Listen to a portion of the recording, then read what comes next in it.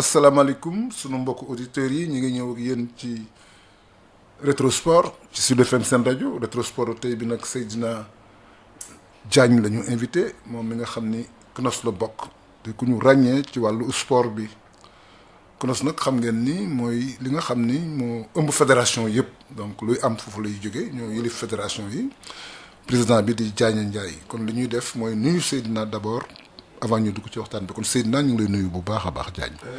grand pape maaleykum salaam man tamit maa ngi leen di nuyu auditeurs yëpp. Seydina li ñuy commencé rek mooy sport bi fi mu nekk taxaw na li ko waral ñëpp xam nañ ko muy maanaam coronavirus bi yàlla na fi teel a jóge ci àddina bi yëpp mu tax nag ñu reporter maanaam compétition yu bëri surtout Jeux olympiques yi nga xam ne dafa waroon am. Au Japon ñu yóbbu ko en 2021 muy loo xam ne tamit lu doy waar la léegi d'abord dañ commencé ci loolu ci maanaam report Jeux olympiques yi ban conséquence la am ci sport mondial bi. waaw loolu moom je pense que conséquence bu bëri la waaye balaa may dugg ci loolu damay d'abord féliciter président CIO Thomas Bach ak moom ak gouvernement Japon muy premier ministre bi. Comité organisation Jeux olympiques mais aussi surtout l'OMS l'organisation mondiale de la santé yi nga xam ne ñoom ñoo toog waxtaan ne Jeux yi daal nañ ko reporter alors report Jeux olympiques nag conséquence dafay bëri parce que tey mën naa wax ni calendrier sport international mooy changé complètement ndax boo xoolee ñu ne la coupe d'Europe football du am ren déwén lay am nga xool ñu ne la Copa América football du am ren déwén lay am nga xool ne déwén ñaari sport yi nga xam ne ñooy sport yi gën a am doole ci olympisme muy athlétisme ak natation ñoom ñaar ñëpp seen championnat du monde déwén lay am te ñoom ñëpp fixé nañu déjà seen ay dates alors ak tous les tournois qualificatifs yi nga xam ne dafa doon war a am pour que athlètes yi mën a dem fële ci Tokyo may rappeler rek ne fi ñu toll nii 57% athlètes yi ñoo qualifié donc am na 43% yoo xam ni qualifié guñ te ñooñu seen qualification ñu ngi ko doon jëlee ci tournoi olympique yi kon yooyu boo ko jëlee yóbbu ko tout ça en 2021 day am répercussion bu mag boo xam ni ci calendrier sportif en fait au niveau mondial ba nga xam ni fi mu nekk nii li nga xam ni moo am te loolu la CIO di bëgg doxal mooy waxtaan ak képp koo xam ne rek président fédération internationale de sport olympique d'été ñu toog ñu waxtaan pour ñu trouver une solution pour nit ñi nag départ xam ne kenn du am satisfaction à 100% donc loolu pour mu mun a am mooy ñu déggoo ci loolu donc loolu daal laa mën a waxagum conséquence sur le plan sportif maintenant nag am na yeneen conséquences yoo xam ni xëy na peut-être dinañ ci mën dugg au cours de l'émission. waaw Seydina ma loolu bëgg a laaj rek moom moo jëm ci wàllu report boobu wax nga ko report bi semaine prochaine lañ ko acté est-ce que c'est une décision concertée entre le Japon pays hôte et le CIO. waaw kooku c'est vraiment une concertation xam nga bi feebar bi amee. CIO dafa tout de suite dafa réunir comité exécutif bi ñoom boo koy seet fukk ak juróom lañu bi ñu réunion ñu def benn comité boo xam ni yenn membre comité exécutif bi dañ ci bokk waaye ñu jëlaale encore ki nga xam ne mooy représentant athlète benn Zimbabwéen la ñu koy wooyee Kirsty Coventry nga xam ni championne olympique la natation gagné na plusieurs fois médaille d'or alors kooku mooy représenté athlète yi au niveau de la commission exécutive boole ci encore directeur général organisation mondiale de la santé boole ci gouvernement Japon boole ci aussi comité organisation donc dañu waxtaan boobu moo indi report bi waaye nag Malick xam nga balaa ngay mën a reporter lu day noonu manifestation bi gën a mag ci àddina mooy Jeux olympiques boo koy natt ci nombre de sport bi ciy participer mat nañu fanweer ak ñett boo koy natt ci ay athlètes nekk nañu fukki junni ak benn athlète ñoo koy def boo koy natt ci dirigeants yi nga xam ne waxuma ñun ay secrétaire général comité président yooyu non mais ñi nga xam ne ñooy participer directement dans la performance de l'athlète mooy entraîneurs yi mooy docteurs yi moom mooy palefreniers yi mooy ñeneen ak ñeneen ñooñu boo ko nattee mat nañu juróomi junni ak téeméer la ñuy nekk kon lu day noonu boo ko bëggee reporter il faut que mu nekk waxtaan te waxtaan boobu nag moo indi bi ñu demee ba benn moment ba nga xam léegi ñoom paramètres yu bëri jël nañ ko en charge maanaam sur le plan juridique parce que day am ay répercussions. pourquoi sur le plan juridique. waaw loo xam ne Seydina cas de force majeure la. est-ce que war na mën a am cas juridique. waaw mais Malick même bu dee cas de force majeure la. il faut nga waxtaan ak ñi nga xam ne ñooy sa partenaire xam nga boo jëlee tey benn sponsor boo xam ne da nga ko signé loo contrat boo xam bi nga koy signé ak léegi mat na ñeenti at juróom-benn at mat na juróom-ñetti at xam nga ñooñu ñëpp jël seen xaalis dugal def ko ci ñun comité olympique yi fi ñu war a dëkk ñu ngi fay nañu ñun suñu dernière facture bi ñu waroon fay le 20 avril bii lañ ko waroon fay pour hôtel yi ñu war a dëkk fay nañu déjà presque 80% de en fait des hôtels athlètes yi fi nga xam ne moom la ñu war a dëkk cité la boo xam ne dafa mel ni comme fi ngeen nekk nii yéen cité Kër Góor gi waxuma rek li Sicap tabax mooy cité bi yëpp li fi nekk yëpp foofu comme lu mel noonu la athlète doon dëkk foofu gouvernement ñun bi ñu fa dëkkee ba ñibbi gouvernement bi daf koy jaay te li may wax ni gouvernement bi jaay na déjà presque plus de 40% de en fait de ces cités te ñooñu le 1er octobre war nañu jot seen caabi parce que ñun bu ñu paree comme on appelle encore bu ñu paree le 9 août 2 semaines après Jeux paralympiques day commencé Jeux paralympiques bu ñu paree en fin septembre mooy cités yi dañ ko war a livrer ñi nga xam ne ñoo ko moom kon ñooñu gouvernement bi il faut mu waxtaan ak ñoom boo xoolee tey ñi nga xam ne ñoom ñoo gagné comme la chaîne NBC ba nga xam ne États-Unis nekk ñëpp xam nañ ni droit de télévision yi nga xam ne yiy dem ci Jeux olympiques ñoom ñoo ëpp li ñu ciy fay te ñooñu wax nañ ni ñoom 90% en fait des espaces publicitaires donc ont déjà été vendus alors loolu c'est des centaines voire des milliers de milliards yoo xam ni yu existé la kon boo bëggee jël décision boobu il faut yow ñi nga xam ne ñooy sa ay avocats service juridique yi waxtaan xool nan dañuy fexe ba trouver une solution avec toutes ces assurances parce que CIO am na assurance gouvernement comme on appelle encore japonais am na assurance comité organisation am na assurance mais assurance yi lan la ñuy jël en charge jusqu'à quelle hauteur yooyu yëpp dafa laa doon waxtaan moo tax loolu moo tax maanaam décision bi yéex ndax bu ñu seetloo un certain moment ñu ngi doon wax dañ ko war a reporter mu am ay état yoo xam ne déjà nee nañ bu amee du ñu bokk mais ba tey ki nga xam ne moo jiite CEO bi di xalaat di seet di joxe maanaam ay date ba finalement sax mu jiite maanaam ci bés yi maanaam mu anticiper ci date yi xëy na loolu tamit li tax mu def ko mooy xëy na li nga wax moo ko waroon ba mënul tëb jël décision bi moom kenn. waaw mais moom tamit li nga xam moom laa ci bëgg a yokk Pape mooy dafa def li ñuy wax une démarche participative une démarche inclusive mooy temps boobu nit ñi di wax. moom mi ngi waxtaan ak ñun comité olympique yi mi ngi waxtaan ak ñun fédération internationale yi parce que boo xoolee fii ak li nga xam ni fukki fan yi mujj yi mën naa wax ni def na presque ñetti yoon li ñuy wax visioconférence day jël danaan par exemple 9h ba 11h dëkk yi nga xam ne espagnol lay ñoom ñooy làkk espagnol ñoom laay waxal ñu nekk ñu ñëpp en visioconférence di gisante mu ne par exemple de midi à 14h ñii di wax français de telle heure à telle heure ñi nga xam ne ñoom ñooy wax anglais pour laaj ñu ñun suñu avis pour ñu waxtaan conférence la boo xam ne dañuy gisante ku nekk di jël en fait parole di wax di exactement di expliquer bi mu paree ci loolu mu dem waxtaanaat ak bureau exécutif waxtaanaat encore ak gouvernement japonais waxtaanaat encore ak organisation mondiale de la santé ñooñu jox ko seen avis mu dellu si waat encore ajjuma bi passé gën a waxtaan encore ak ñun pour maintenant wax ñu nag ni li ngeen ñu wax yëpp dégg nañu waaye ñi ngi ñaax fi mu nekk daal je pense que dañuy dem parce que li nga xam ne moo am solo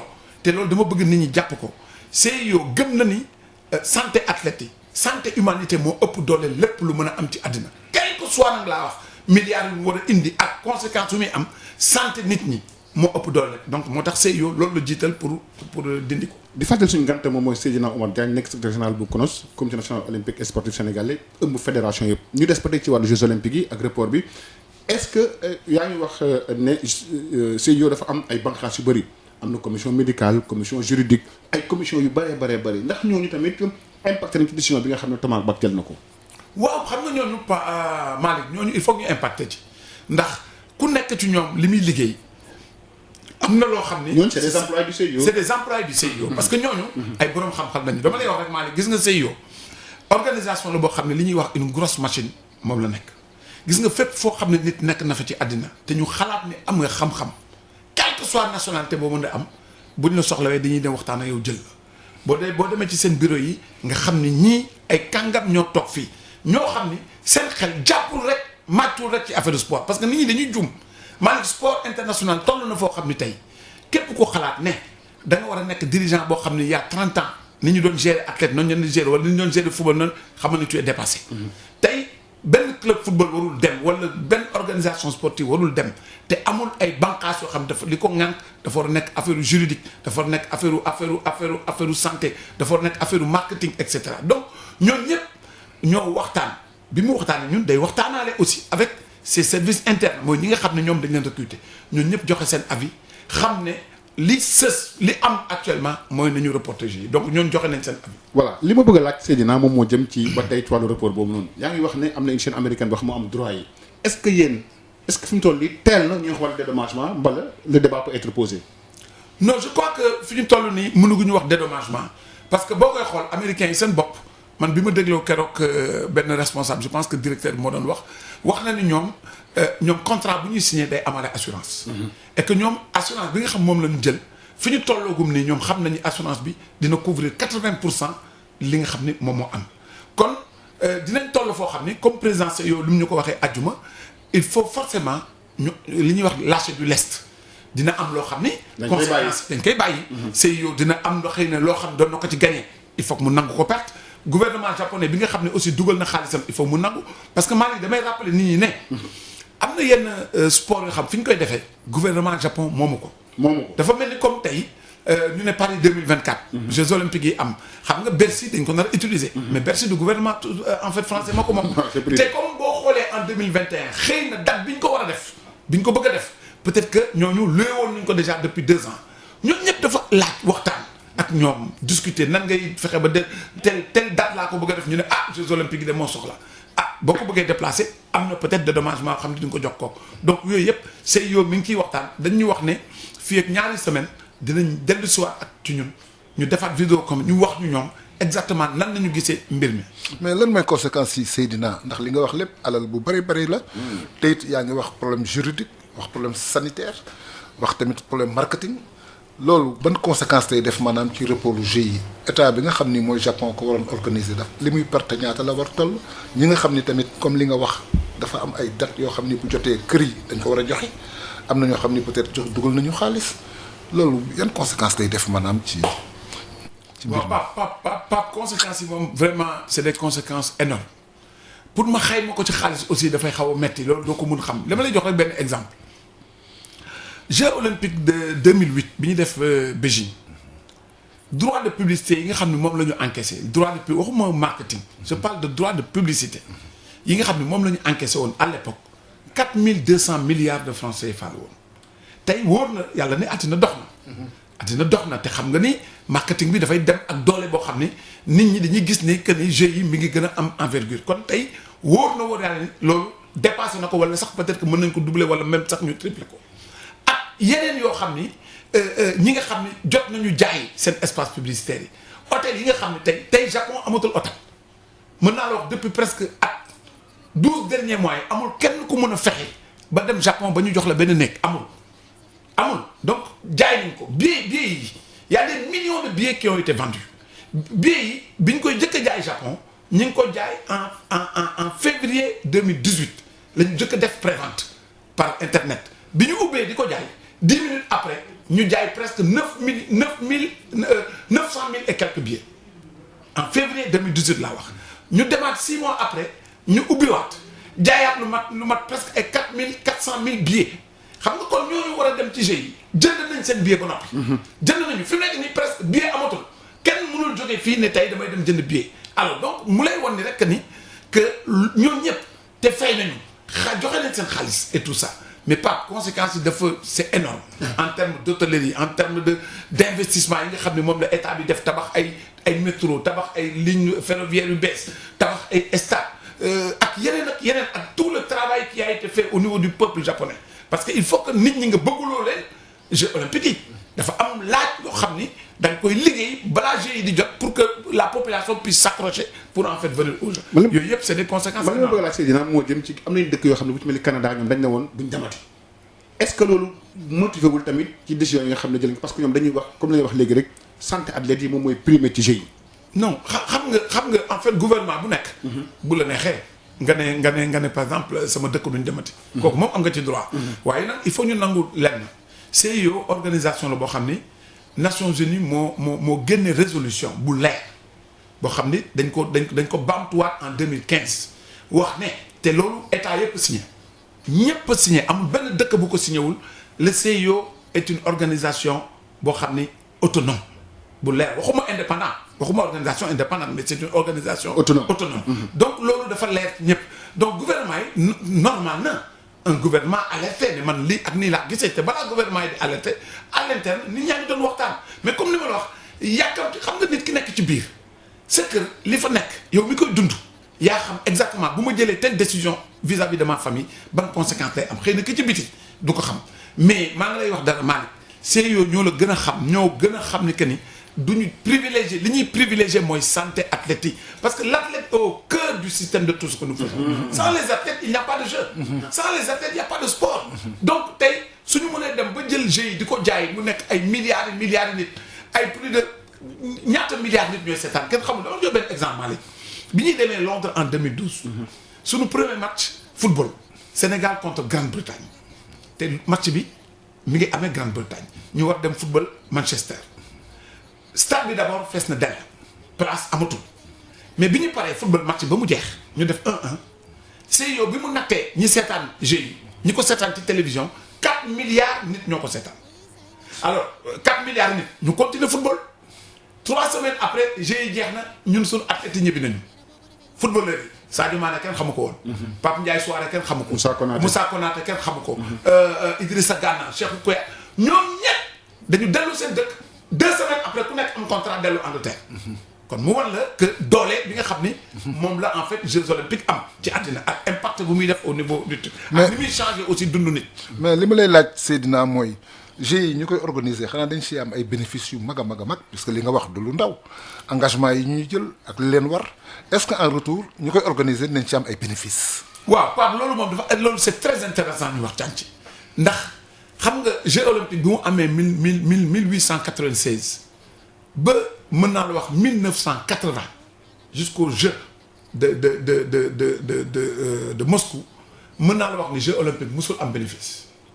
dëkk yi dañ ko doon organiser par prestige ñi am doole ñooy organiser parce que prestige la kenn mosu ci gagné ñaar dërëm ba 1980 1984 américains yi dugg muy les Jeux olympiques de Los Angeles en 84 mais américains yi ne mais ñun nan yéen nan ngeen di amee organisation bu day nii ñeent fukki dëkk ak juróom benn ñoo ci bokk ngeen jël àddina athlète fu ku ci gën a ay ci monde bi da ngeen koy indi mu bokk waaye ngeen koy organiser muy jeex après nga ne perte nañu dañ ko def c'est à perte ah non ñun d'accord ci loolu ñu changer tout le système c'est les Américains qui ont introduit le marketing réel sportif au niveau de l'olympisme et c'est à la fin des Jeux il y a eu un bénéfice de 500 millions en fait de dollars aujourd'hui on ne parle plus de 500 millions de dollars on parle en milliards de dollars donc dëkk yi ñaari mbir am na bénéfice dina ci am dans le sens où xaalis bi ñu investir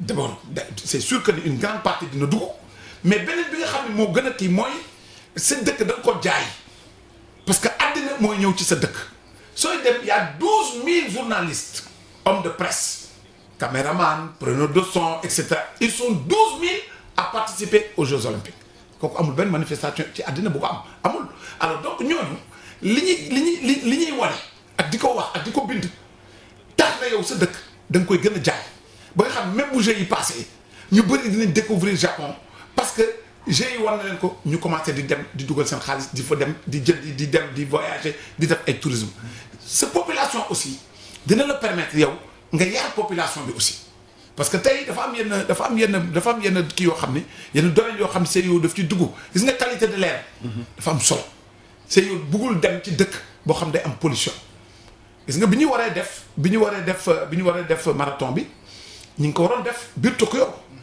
bi ñu calculer xool air bi ñu natt ko xool la qualité de l'air ñu ne fii baaxul athlète waru fi mun daw ci biti parce que li ñuy daw dafa bëri 42 kilomètres 500 bu ñu ko bëggee daw ci biti ak la qualité de l'air c'est pas nañ seeti beneen dëkk ci biir Japon au début métti woon na maire Tokyo dafa bañ ba tëdd ci suuf ne moom kenn du fi jëlee kii waaye bi ñu ko convaincre dem nañu feneen kon ba nga xam ni mbir la yoo xam ni lu leer pas mooy ñi koy def mooy dëkk yi am doole te xam nañ que ni daf leen di indil lu bëri te day permettre aussi dëkk bi investir ci loo xam ne xëy na bu loolu amuloon du am tey Japon day am ay métro yu bees day am ay train yu bees day am ay hôtel yu bees day am ay stade yu bees dañuy impacter aussi dans la vie de la société notamment au niveau des écoles man maa la wax lu leer fii ak bu ñu passé GIE fii ak juróomi at wala fukki at di nga gis ne sport Japon dina gën a am doole pour dem ci kaw. li ma bëgg laa Seydina ci ba tey ci wàllu Covid 2019 bi am na athlètes sénégalais yoo xam ne jot ñoo qualifié.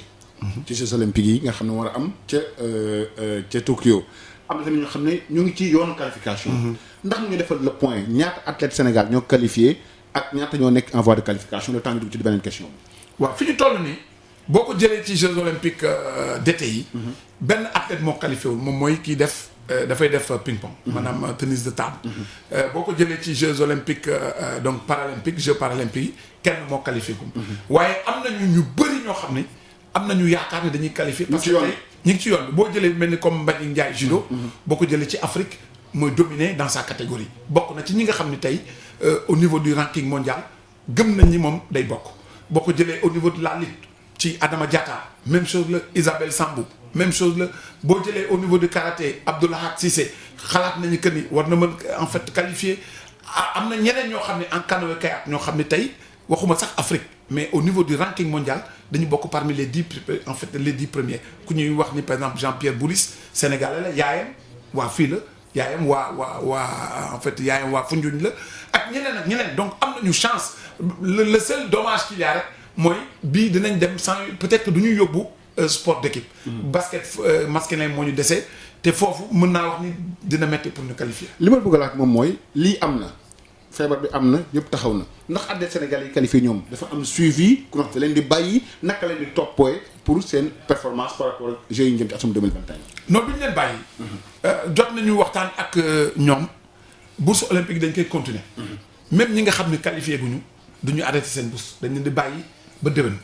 dañ leen di continuer ni ñu leen doon soutenir di leen jox bourse yi muy dem ci seen compte bancaire en relation avec leur fédération ñuy def seen plan programme dañuy continuer di ko def donc duñu leen bàyyi dinañ gën a jàppale te dinañ jàppale sax ñeneen ñoo xam ni ñu ñuy wooyee l'élite jeune mooy ñi nga xam dañu nekk à la porte pour mën a yëg ci kaw parce que ñooñu déwén dinañ am benn niveau boo xam ni ci ñoom am na ci ñoo xam dinañ mën a dem Jeux olympiques donc ñooñu aussi ñu ngi xool ñun lan la ñu war def en relation avec le ministère des sports pour jàppale leen aussi pour que ñu dem mais xam leen ni rek ñi nga xam ne moom qualifié nañu ak ñi nekk en phase de qualification du ñu arrêté di leen jàppale.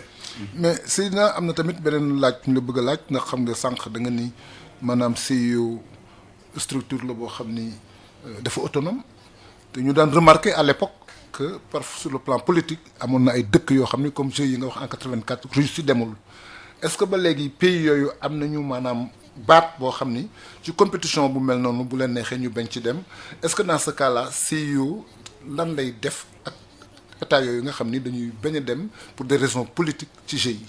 xam nga d'abord ñun boo ko nattee ci sport le sport est apolitique foog mu leer départ le sport est apolitique et le CIO fait tout autonomie boobu ma leer noonu CIO day def tout pour dooleel comité olympique yi. dooleel leen ci ay moyens dooleel leen ci leen jàppale mais wax ne liggéey leen ak état yi malgré que nous soyons autonomes sur forte recommandation du CIO le CIO nous dit travailler avec les états c'est comme ça que ça doit se faire aujourd'hui dinañ egg benn niveau boo xam ni dina am souvent rëq-rëq yu am xëccoo yu am entre ñun ak yenn comité olympique ak yenn état mais CIO day ñëw teg ci table bi yenn saa yi nga gis par exemple fii surtout fii ci Afrique ñun Sénégal dunduñu ko parce que yàlla mi ngi ñuy dimbali vraiment amuñu problème avec en fait ak suñu ministre ba nga xam ni lépp lu ñuy def dañ koy waxtaanandoo daf ñuy consulter wax ñu am na dëkk yoo xam demeewul noonu yenn saa yi day am xëccoo entre gouvernement ministère des sports bi ak en fait comité olympique bi yenn saa yi par exemple ministre bi bëgg a def. amoon na fi sax ak temps yii rek Bakar Dia. voilà xam nga souvent dañuy ñëw par exemple ministre bi am na ministre yoo xam dañuy fàtte ni ñun comité olympique ñun duñu fédération.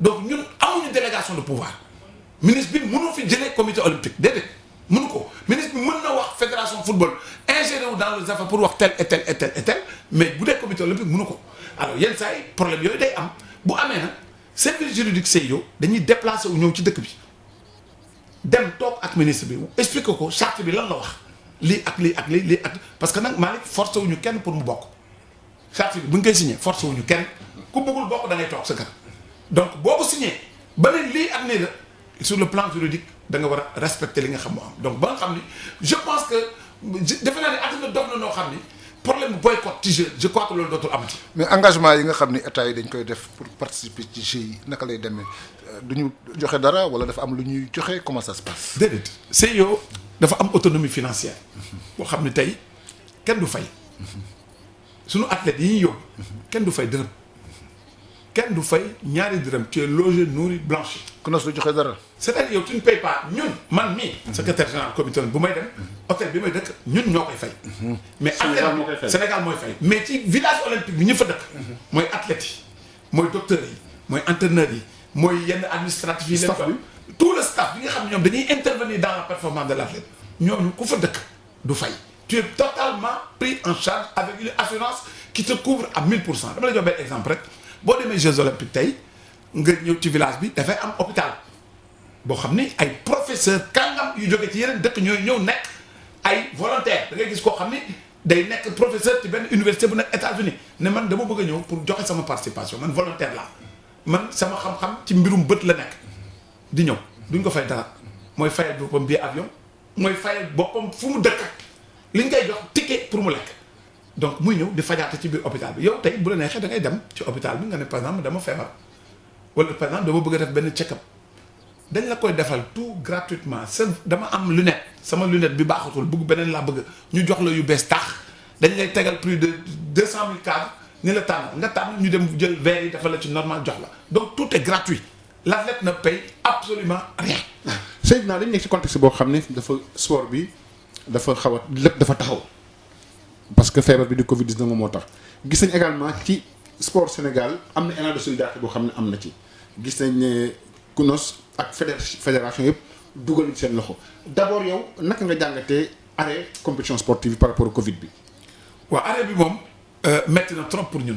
ndax tamit faut dire que sport li muy mobiliser ci nit je pense que amul benn activité boo xam ne ci àddina buy yëngal autant le monde boo ko xoolee yéen da ngeen koy dund yéen journalistes yi fi mu nekk nii il vous manque beaucoup de sujets parce que mënatu leen dem ci stade yi mënatu leen dem boo ko jëlee aussi sur le plan international sénégalais yi vendredi samedi dimanche ñëpp ils sont cloîtrés chez eux parce que championnat yi européens yi la ñuy seetaan kon loolu lu metti la en fait ñun metti na dans le sens où seetaanatuñu metti na dans le sens où aujourd'hui ba fan la ñuy dem mun ñu ko xam parce que yaa ngi gis ay club yu mag yoo xam ne ay Barcelone ay Real de Madrid ay Paris Saint-Germain ñu commencé ne dañu war a dànk ci salaire joueurs yi parce que entraîné tuñu football amatuñu entrée et cetera donc il faut ñu dànk xuloo mi ngi am na à Barcelone oui à Barcelone am na yenn syndicat joueurs yoo xam ne ñoom dañu d'accord ak club yi ñoom dañ ne joueurs yi da ngeen war a nangu ñu dànk ci xaalis bi par exemple 20% ñu wàññi ko ci seen salaire alors boo ko jëlee fii bu mu ñëwaatee fii en fait au niveau du Sénégal xam nga fii club yi seen loxo jotul seen digg ginnaaw te tamit dëgg-dëgg ñi ngi jàppale xale yi ba leen di signé ay contrat ñi am tey est-ce que club yooyu nañ mën continuer di fay athlètes yi nga xam ne joueurs yi nga xam ne tey entraîneur ñu ngi toog seen kër qu'est-ce qu'il y a de qu'est-ce que ça va faire sur le plan social ça pose problème donc je pense que yooyu yëpp nekk na loo xam ni ñi ngi ci jàngat di xool daal lan lañ war a mën def ba nga xam ni tey xaalis bi nga xam ne président la bi wax na ni 1000 milliards daf ko ciy boole pour jàppale ñi nga xam ne yëpp impacté leen le sport est impacté kon ñun bokk nañ ci 1000 milliards yooyu ñun sport dañ ci war a bokk te dinañ ci bokk incha allah. mais est-ce que posé ngeen débat boobu au niveau du ministère des sports monsieur l'interlocuteur. non balaa ñu koy posé ministère mooy ñun d'abord mouvement sportif. à l'interne ngeen posé ñun ñooy waxtaan ba noppi te loolu ñu ngi ci.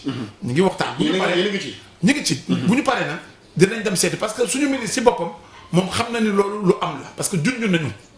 du loo xam ne officiel il a annoncé mais de façon évasive. voilà waaw mais leerul li mu wax leerul keroog. waaw mais xam nga aussi ñu ngi ci xalaat la wax loolu noonu rek de façon. waaw mais xam nga aussi junj la. junj la te ñun tamit am nañu yeneen canaux.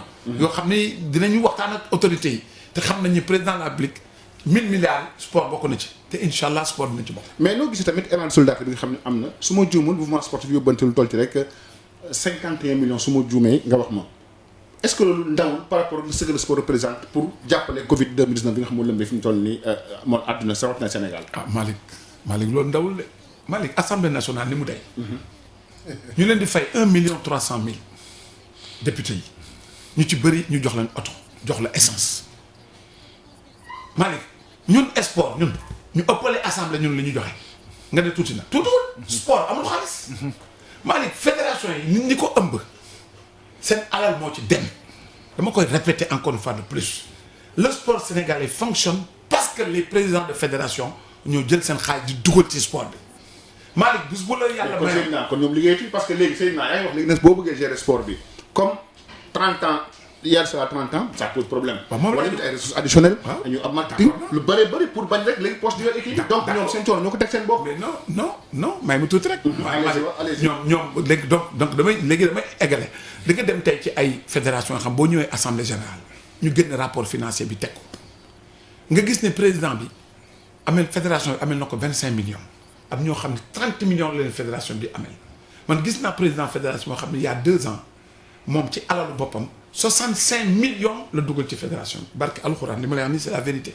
te bi ma li may wax nii Léopold Senghor mi ngi may dégg. bu baax directeur des anciens DAPS. mi ngi may dégg. actuel directeur de compétition actuellement directeur de compétition. kon loolu Malick lu rëy la waaye boo ma nee par exemple que ñoom ñoo ko teg seen bopp déedéet Malick xam nga sunu sport dafa toll foo xam ni il faut forcément mu am changement ci yu bëri ñun am nañ ci faute ñun sportif yi ñun ñi nekk ci fédération yi nekk ci kii am nañ ci faute xam nga lu tax sportif yi dañu fermé bëgguñu ku bees ñëw bu fekkee ni Pape Dieng yow wóor yàlla ne Pape Dieng def nañu assemblée générale xam nga fii ni ñuy élire président yi d'abord moo jëkk nekk problème parce que campagne bi dina métti boo xam ne quelquefois du ñu gën a baax ñoo nekk ci fédération ñu ànd ak yow rek a fay Pape Dieng mën na xelam mi ngi jàpp ci marketing mais moom peut-être que football intéressé wu ko xëy na peut-être amul jotu nekk ci fédération wala ci club yi mais pas bu la wóor yàlla ne tey marketing sportif moom moo ko mën Malick da nga koy dem jëli dugal ko ci fédération. mais léegi yéen a bañ ko tey léegi booy les personnes ressources là. déedéet wala c'est pas la même chose. non jusqu'à présent les personnes ressources existent. jusqu'à présent am na. les personnes le cooptage ni ñu ko doon defee la ñu bañ. lañ bañ mooy nga toog rek. Pape Dieng lañ bëgg a teg ministre moom lañ bëgg a teg kii mu farak ministre bi. ngeen nekk 18 membres comité directeur ñu ne ministre bi tànn na 6. Seydina lañ bëgg mu nekk kii ñu jël 6 yi jox ko Seydina loolu dañ ne amatul. dañ ne ñun ñooñu personne ressource yooyu fédération moo koy proposé moo naan man bëgg naa Pape Dieng bëgg naa tel mais ba léegi ci loolu dañu tëju Malick gis nga man ci Jeux olympiques de la jeunesse yi. dinañ ci ñëw. la ma àddina gën a yee ma gis ay nit ay sénégalais ay cadres ñi ay universitaires ñi ay directeurs d'agence ñi ay directeurs de société ak ñeneen seen xel màcc ci li nga xam ni mbirum sport la mais malheureusement. nekkuñu comme ñun ils sont pas dans les fédérations mais quand on a fait appel ak ñooñu pour ñëw liggéey ak ñun mais da ngay gis dañuy génn loo xam ne yow mi nekk ci biir yow tu ne prends pas assez de recul pour gis loolu ñu indi loolu te loolu foofu nag loolu mooy fayu sport Sénégal dafa am solo ñun loolu c'est de notre responsabilité ñun ñoo tëju ñun ñoo nekk ay nit ñoo xam ne dañ leen di pousse génne leen ci donc ñooñu du ñu nangu ñu dañuy ragal parce que yenn saa yi du leen xeex bi du leen ko jaral Pape bi xam nga li ma doon day am xeex xam nga xeex bi du leen ko jaral beneen bi mooy état war na def loo xam ni pour ñu changer un peu les textes pour permettre mais amoon na temps bëri amoon na loo xam ne jotoon na am ay réunions yu jotoon am sax su ma juumee dinaa ci ñëw allez-y waaw dinaa ci ñëw léegi état war na changer tuuti maanaam tey war nañ toll foo xam ne war nañ mën défiscaliser sociétés yi nga xam ni dañuy indi xaalis ci sport ki nga xam day indi te moom wutu ci dara da koy def pour may kooku waroo ko ñëw ni ko xaalis boobu nga may waa Jaraaf bu année bi jeexee dama koy imposer parce que arrivé na li ma lay wax ni en 2002. bi ñuy dem coupe du monde dama xam benn société bu mag bu nekk fii Sénégal mu jël 300 millions may ko fédération football. mais ne moom buggul publicité. moom daf ko jël rek dans le cadre de RSA. Sénégal moo qualifié pour la première fois coupe du monde. peuple bi kontaan nañu dañu war a jàppale suñu dëkk mu gën dem ci kanam mais bi année bi jeexee bi muy déclaré kii déclaré ko impôt dal ci kawam ni ko yow loolu nga mayee dañ ko war a déclaré sur le plan fiscal xam nga donc loolu problème la léegi est-ce que ñun war nañ continuer ñun fédération yi wala club yi di fay TVA dama la jox benn exemple soo jëlee tey benn nit comité olympique bu war a tabax siège ñu ne siège bi 1 milliard la war a jar li ñu koy tabaxee Mali y a 180 millions de TVA à payer parce que matériel bi ñu jënd 18% il faut ñu fay TVA. mais est-ce que ñun état bi war nañu confier ce travail là war na ko confier fédération yi ñu continuer ñun di fay TVA kon yooyu yëpp ay discussion la yoo xam ni. mais débat bi c'est à vous de le poser au niveau. non on le pose et ñi ngi ciy waxtaan. ñi ngi waxtaan te je pense que dans quelques jours dinañu pare ñun complètement remarque yi ñu doon def ci code du sport bi yëpp. pour delloo ko ministre bi. à partir de là parce que dafa yàgg nag. waaw dafa mais xam nga loolu. 2013 ba léegi. waaw mais loolu ñun ñoo ko def. c'est à dessein. ma ne déedéet c'est pas à dessein. c'est le comité olympique. mouvement sportif moo demandé code du sport. bien sûr. li ñu fa wax yëpp ak li ñu fa bind ak li ñu fa financé hôtel yi ñu doon dem di fa añ di fa ndekki tout ñun ñoo ko fay mouvement sportif moo ko fay mais loo xam ne day engagé mouvement sportif ci ay année te lu yàgg parce que attention suñ demee ba adopté code ba mu nekk loi danañu engagé peut-être pendant 20 ans. kon li am mooy dañ ko war a togg seet ko ñun def nañu ay propositions état bi dellu si na defal ñu ay propositions yi état bi def ñun gis nañ ni am na yoo xam ne peut-être d'accorduñ ci dañuy waxtaan parce que dénk nañ ko ñoo xam ne tey seen xel màcc na ci lépp li nga xam dafa jëm ci affaire droit ñu ngi ciy liggéey ñu ngi ci conclusion yi pare nañu te dañ ko dem jébbal suñu ministre mu xam lan nañ toog ñu war a toog ñun ñëpp partager ko waxtaan ci pour que sport bi gën a dem ci kanam. président li ñu lay laaj tamit mooy CNOS naka lay fonctionner fan ngeen di jëlee maanaam li nga xam ni ci ngeen di liggéeyee ak fan ngeen di jëlee maanaam li nga xam ni moo leen fa teg ba mu am lu war ci yéen naka la CNOS di fonctionner c'est-à-dire dérivé yi naka lay demee. waaw xam nga loolu mën naa wax ni mën na am na pàcc yu bëri comité international olympique pour jël autonomie pour wan athlètes yi pour wan gouvernement yi ni man dama bëgg ñi am autonomie malgré que yéen da nga leen war a jàppale jox leen siège fu ñuy nekk et cetera chaque comité olympique ci àddina at bu jot comité olympique dina la virer $45,000 à peu près ça fait ay 23 millions CFA yoo xam ne mooy tey bis bu toogoon par exemple ba gouvernement ni bon écoute man yéen jubóowuma ak yéen joxatuma leen siège bi ngeen di nekk di nga mën dem jël ci xaalis bi looy siège wut secrétaire wut employé nga leen di fay. di nga ci mën fay sa courant di nga mën fay tay donc loolu daf ñu koy jox. personnel bi nag. non moom laa wax loolu xaalis la boo xam ni mën nga ci fay personnel bi. permettre nañ la yow nga fay ci personnel bi. comprendre la am na loo xam ni tey beneen bi mooy dafa am lu ñuy wax ay droits de marketing maanaam CEO dafa signé ak fi mu nekk ni toll nañ ci presque 15 li ñuy wax 15 sponsors top ñoo xam ne ñooñu rek ñoo am droit jël 5 anneaux yooyu ngeen di gis. di ko utiliser muy Coca-Cola muy McDonald's muy Samsung muy Panasonic ak ñeneen Alibaba et cetera ñooñu rek ñoo am droit ak Toyota ñooñu ñoo am droit utiliser anneaux yi ñooñu xaalis bi ñuy fay at bu jot CEO da koy tas day jël par exemple chaque pays du jox lépp chaque pays da ciy dagg jox la par exemple $20,000 mu nekk à peu près 10 millions loolu mooy pour par an beneen bi mooy sunu athlètes yi nga xam dañu am bourse olympique CEO moo ñuy jox ñun xaalis bi.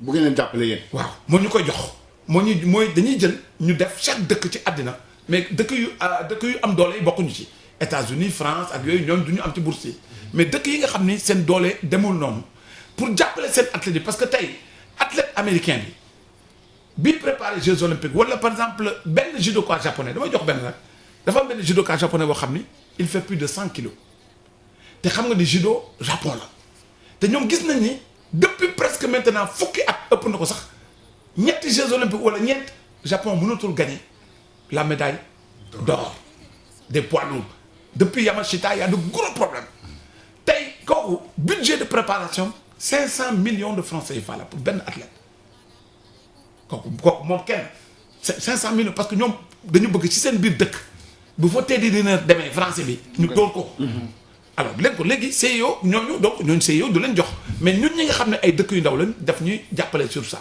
pour jox ñu suñu ay bourses entraîneurs yi nga xam ni ñoo leen di former parce que nit ñi dañuy fàtte ñun par année dinañ former au moins 100 entraîneurs muy mën nekk football. toute discipline. Il suffit que la fédération nous demande en début de quadriennal dama bëgg telle formation ñun dinañ trouver moyen pour jox la ko donc ñun ñëpp loo xaalis boobu c'est yow moo ñu koy jox ba nga xam ne ñun pour ñu mën a def en fait tout cela maintenant am na yenn tukki yoo yenn voyage yoo xam bu ñu koy def du ñun ñooy fay dañu naan par exemple ñaari nit ñoo war a ñëw ñaari nit yi war a ñëw ñun dinañ fayal kenn donc CIO dinañ jàppale aussi en fait ci loolu. li ma bëgg a laaj moom ba tey ci Covid 19 bi est-ce que danañ xalaat ne muy impacté. mais balaa may fàtte am na beneen boo xam ne nag. am na nag ay nit yu nekk Sénégal yoo xam ni bëgguñu sax ñuy wax seen tur. dañuy jàppale. commencer par notre président. dans l'anonymat. dans l'anonymat. Je parle sous le contrôle des membres du comité olympique. De 2006 à 2012 chaque année Mamadou Diagne Ndiaye ci poosam dina jël 50 millions jox ñu ko.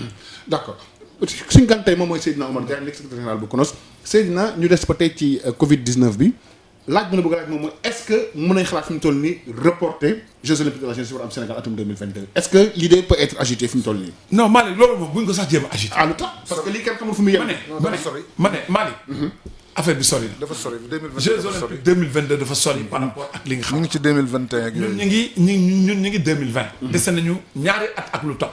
parce que damay rappeler rek ne Jeux olympiques 2022 ce sera du 22 octobre au 9 novembre 2022 dina jeex une semaine avant la coupe du monde de football.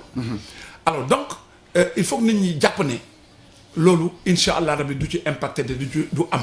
parce que aux Jeux olympiques en 2022 damay rappeler ne am na beneen Jeux olympiques. en 2022 il y a les Jeux olympiques d'hiver. qui vont avoir lieu en Chine.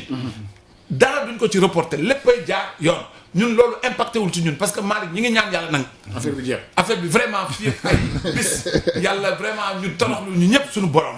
amiin yaa rabbi ñaan. toroxlu ci moom parce que Malick dañu tooñ. lii musul am ci at. kenn musul xam nga Malick nit dafa war a réfléchir.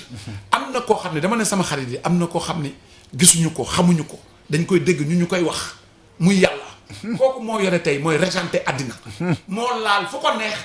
parce que continent yëpp la affaire bi laal bi ñuy wax ay feebar Ebola bi dañ ko circonscrire. am na dëkk yoo xam ne demu fa. mais bii dëkk yëpp la def te ni ñu koy tase gaaw na gaawaay boo xam ne Malick dafa jaaxal àddina kon nañu ñaan suñu borom yàlla mi man ñu toroxlu.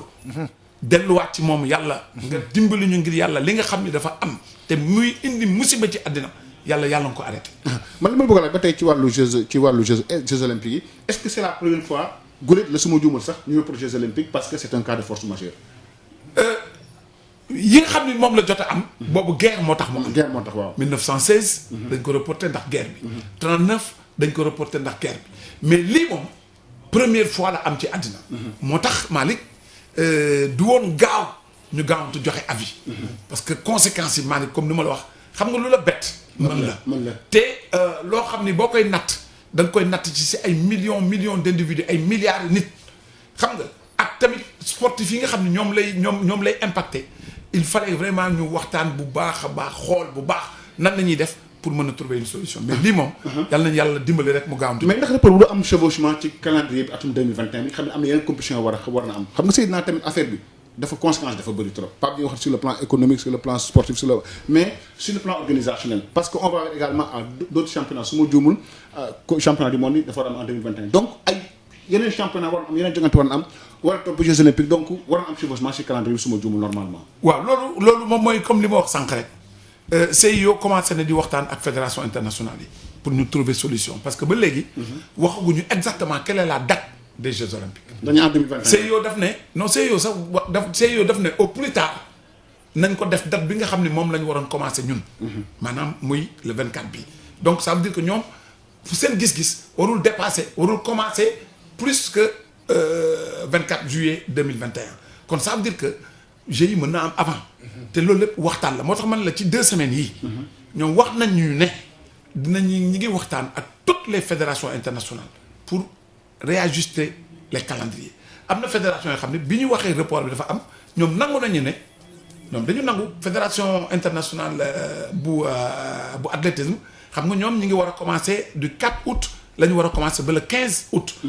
démb seen président wax na ne ñun day Sébastien-Coe on est prêt à revoir notre calendrier en fonction de ce que le CIO va décider donc loolu waxtaan la entre les grandes organisations sportives internationales ñu toog waxtaan trouver en fait une solution mais comme tu dis les conséquences sont énormes sur le plan sportif. xam nga Seydina tamit ñu tarxis ba tey ci émission bi wax ci wàllu CNOSS moom moo ëmb fédération gis nañu fi mu toll nii am na ci yenn discipline yoo xam ne dafa yëngatu lool lu ci mel ni làmb ji gis nga diggante arbitre yi ak président Alioune Sarr dafa jaxasoo ba ay radiation am ci ay suspension est-ce que yéen CNOS jot na ngeen saisir par rapport ak ce dossier précis des arbitres et du CNG.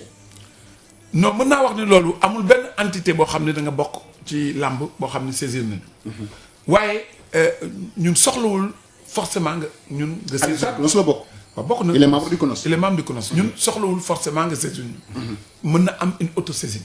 parce que am na dossier yoo xam ne mosuloo dégg dama lay wax rek Malick amul benn yëngatu bu am ci sport fii Sénégal te dugaluñ suñu loxo. dañ daan dem tukki ba raay. problème raay dossier US raay dossier Jeanne d'Arc dossier karaté Wakaam fu ne dañ fay dem pour waxtaan ak ñun pour trouver parce que ñun amuñu doole ak mën-mënu jël sanction. ñun on fait de la conciliation. même famille lañu ñun ñëpp a bokk sport bi problème am na ñu toog ñu waxtaan pour trouver une solution. mais li ma la mën wax mooy que ni waa làmb benn entité làmb jógagul pour ñëw ci ñun pour wax na waaye comme li ñuy wax na diplomatie boo koy def doo dem ci rajo wala ci mbedd mi di ko wax. kon yéen a ngi ciy dox. li ñuy liggéey daal di ci dox. ñu ngi ci te xalaat nañu ne que ni lépp lu am ci sport am problème. solution dina am. dina am beneen laaj ba tey Seydina ci CNOS am na benn point de presse boo xam ne defoon ngeen ko fi yàgg na su ma juumul 5 ou 6 ans annoncé woon en grande pompe la création d'un siège ba amoon sax fu ngeen ko war a def ak yépp boobu ba léegi gisaguñ mu war gisaguñ dara luy expliquer retardu siège yu CNOS bi. waaw retard boobu mën nañu wax ne que ni c'est en fait c'est un peu voulu. c'est pas il y a des problèmes techniques. aussi qui se sont posés xam nga zone bi ñu nekk ñun c'est une zone sismique. maanaam ñun ñu ngi ci Cap Manuel. boo xoolee prison bi nekk fa le Cap Manuel ñu nag moom ñoo en fait ñoo dend nii moom daf ñuy wan doo alors foofu boo koy seet pour tabax foofu dañu rendre compte ne dafa laaj liggéey bu sori moo doon d'abord ñu def étude de sol bi ñu defee appel d'offre parce que tamit on est obligé même bu dee comité olympique dañuy respecter procédures yi nga xam ne moom la ARMP wala ay DCMP di teg ñu def appel d'offre mu am benn société boo xam ne moo gagné marché bi ba pare na dossier bi nii la day c'est volumineux pour defal ñu ne fii bu ñu fa waree tabax profondeur bi ñu war a tabaxee nii lay demee et cetera et cetera alors donc ñu nag CIO ñu liggéey ci aussi lu bëri mais ñu dem benn moment boo xam ne bi ñu duggee ci affaire comment on appelle encore pour dem ci Jeux olympiques yi parce que ñun jàpp nañu depuis 3 ans dañu bëgg a dem Jeux olympiques de la jeunesse ñu ne nañ def en stand-by loolu waaye dossier bi am na te am nañ tuuti ci financement bi tey am nañu feneen foo xam ne suñu siège la ñu ngi fa di nekkatuñu fii ci VDN bi te vraiment ñu ngi sant mais incha allah rabi loolu moom siège bi dina am te dinañ ko tabax. mais est-ce que ci même site bi ngeen koy tabax wala da ngeen di préférer changer de site. non ci même site bi lay nekk. parce que am na sur le plan technique loo xam ne bu ñu ko defee ñoom li ñu fay wax du am benn problème. mais li ñu jaaxal mooy foofu tribunal bi xam nga fa la nekkoon te tribunal bi dañuy remarquer ni problème sismique boobu ngay wax dafa daan am. mur yi dañ daan xar. yenn saa yi tabax bi di yëngatu. ba ñi nga xam ne ñoo fa nekkoon di fa liggéey maanaam juriste yi. dañu mujj ni fii risque la. man dem naa fa ba tey seeti fa ay nit. mais ñu mën naan xoolal fii mur bi ni mu xare ak ni mu xare ba ñu abandonné projet bi foofu. est-ce que la ngeen fay dugal en fin de compte du mujj mel comme premier palais de justice ba la ko dal ba mu jóge fa est-ce que c'est sûr pour l'avenir? non c'est sûr pour l'avenir parce que kii grand pape xam nga la technologie a évolué. Les techniques de construction ont évolué. tey xëy na ñun li ñu war a def foofu. mais la nature aussi évolue. je suis d'accord xam nga tey xëy na peut-être li ñu fay def du bokk. ak li ñu tabaxee fële. parce que tey am na ñoo xam ne seen xel màcc na ci loolu y a des ingénieurs génie civil yoo xam ne dañuy liggéey ci projet bi am na architecte ñi nga xam ne ñoo concevoir projet bi ingénieur génie civil ak les cabinets d'architecte yi nga xam ñoo ko liggéey ñooñu am na loo xam ne li ñu wax béton armé bi ñu ci war a def li ñu ciy def du ñu am problème bu doon dafa nar a am problème dans le futur c'est sûr que duñ ko def mais comme tu dis la nature aussi bouge mais je pense que les techniques de construction ont tellement évolué que lu bëri aujourd'hui mën nañ ko résister. man li ma la bëgg a laaj Seydina bu ñu desewaat ci Covid 19 bi gis nañ ne au-delà du mouvement sportif am na fédération xam ne demal seen cëggal kuy gis nañ fédération football bi rek su ma juumoo 109 millions joxe nañ ko. au-delà 109 millions. parce que football parce que joueurs yi joxe nañ encadrement bi joxe nañ ak tamit la fédération joxoon pourquoi amul une action concertée de toutes les fédérations ku nos porté ko dem bi nga xam ne Modou Ba moom moo ko jiite mais am na mouvement sportif bu joxe ça dafa mel ni amul coordination wala ku nekk da nga bëgg gis leen ma ndax du loolu. non am na coordination. vraiment parce que au-delà du mouvement sportif bi nga xam ne Mamadou Ba moom moo ko jiite. bu fédération tur ñu ko nuyu au passage. football joxe na basket joxe na am na ay joueurs yu joxe est-ce que lépp bu ñu ko boole rek mu nekk une enveloppe bu conséquente ñu ne lii sportif yi ñoo ko joxe. waaw li nga xam d'abord damay wax dara.